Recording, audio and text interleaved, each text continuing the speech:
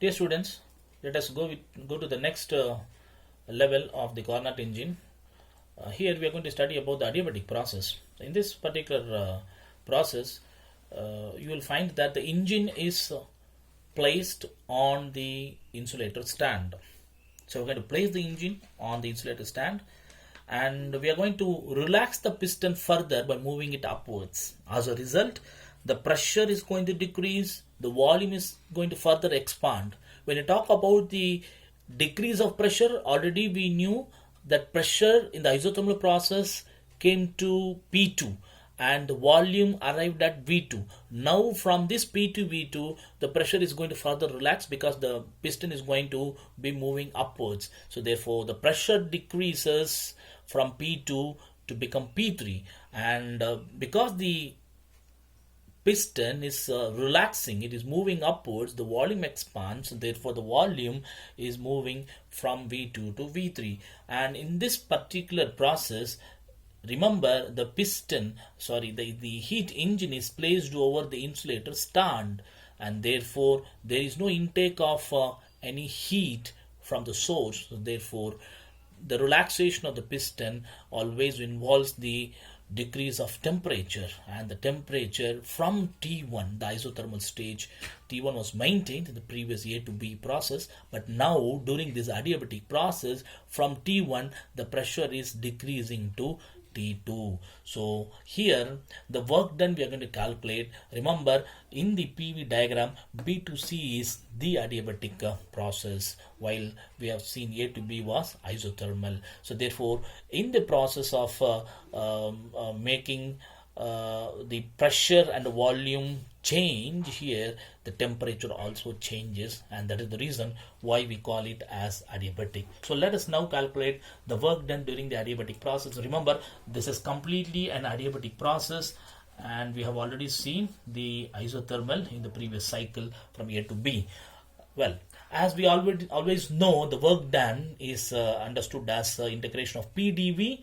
Now we're going to use the adiabatic equations. We know that adiabatically we can write PV power gamma is equal to K, a constant, right? And because the point B has moved to point C, we can use this adiabatic equation to apply at the point B, and also we can write it at the point C. Therefore we can still use this adiabatic equation to write this equation, which is P2 V2 per gamma is equal to K, because it is where the point B is, and it is going down to point C, where we can still write P3 V3 power gamma is equal to K. So both are constant because adiabatic equation is PV power gamma is equal to constant.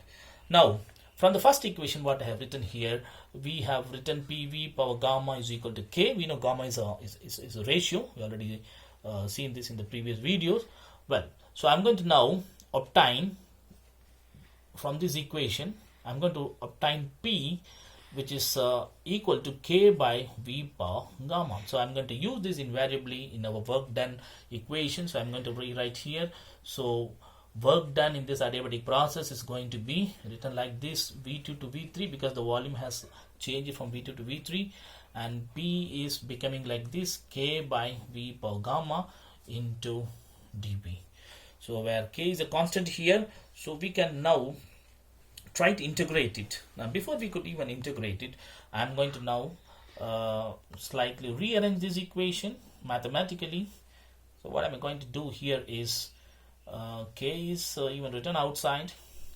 This is still V2 to V3. I'm going to write this as V to the power of minus gamma into dV.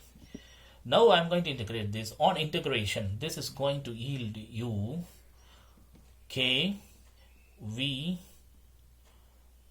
minus gamma plus 1 divided by 1 minus gamma. So this is what we have right here after due integration. So we have finished the integration over here, and we should duly apply the limits, that is V2 to V3. So further this can be written as K into, apply the upper limit first. So this is going to become V3 1 minus gamma, because it is minus gamma plus 1. We're rewriting it to suit our requirements, and I can still write k very closer to it, and the lower limit is also applied minus the lower limit. The k is still written along with it. Therefore this should be V2 1 minus gamma, right, on the power, and the denominator is always 1 minus gamma. And this is the equation that we have here. And now I'm going to use the constants k here, and at the respective points B and C, the adiabatic equations I have written here. For example, k is equal to P2 V2 power gamma, and again at the point C, the adiabatic equation becomes a P3. This is P3, remember. So again at the point C, the adiabatic equation can be written as P3 V3 power gamma is equal to k. So in the first instant k, I'm going to apply the adiabatic equation eligible for the point B. So therefore I'm going to put this as P2 V2 per gamma. Remember, there is also I'm sorry, and this is going to be P3 V3. It's going to be P3 V3 because this is a k here, where there is also V3 here. So I'm going to apply this k, P3 V3, and remember there is 1 minus gamma over here, and then minus then another constant k, for which we have got another equation relevant at the point B, which I am going to write it here, P2 V2 gamma, and there is also V2 1 minus gamma, and remember we have a common denominator 1 minus gamma. And to this equation you will find that there is V3 power gamma, this is V3, remember, V3 power 1 minus gamma, here P2 V2 power gamma, V2 1 minus gamma. So as a result what happens is V3 power gamma and V3 power minus. So because we know that V3 1 minus gamma can be rewritten as V3 power 1 into V3 power minus gamma. So this is how it can be written, which means V3 power minus gamma and V3 gamma would cancel. So same way here, V2 power gamma and V2 power minus gamma would cancel. As a result you will be getting the final required equation like this. W is equal to, so V3 power gamma, V3 power minus gamma cancelled. I got here P3 and just V3 power 1.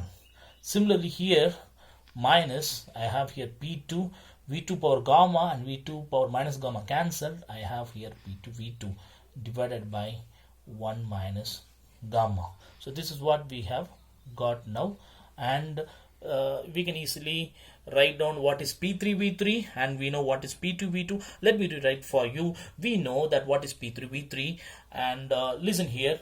Remember, these are all the stages B and C obtained from isothermal stages. So we can write even isothermal equation at the point B. So isothermally I can write at the B, I can write that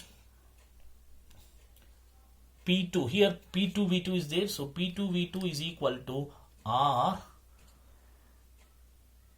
T1, because the temperature is T1 there in isothermal end process. Similarly here when it becomes adiabatic, P3 V3 is equal to R T2. So we can apply these isothermal equations corresponding that we obtained at the point B and point C. Therefore the work done can be, for example, P3 V3 is equal to R T2 minus P2 V2 is equal to R T1 divided by 1 minus gamma.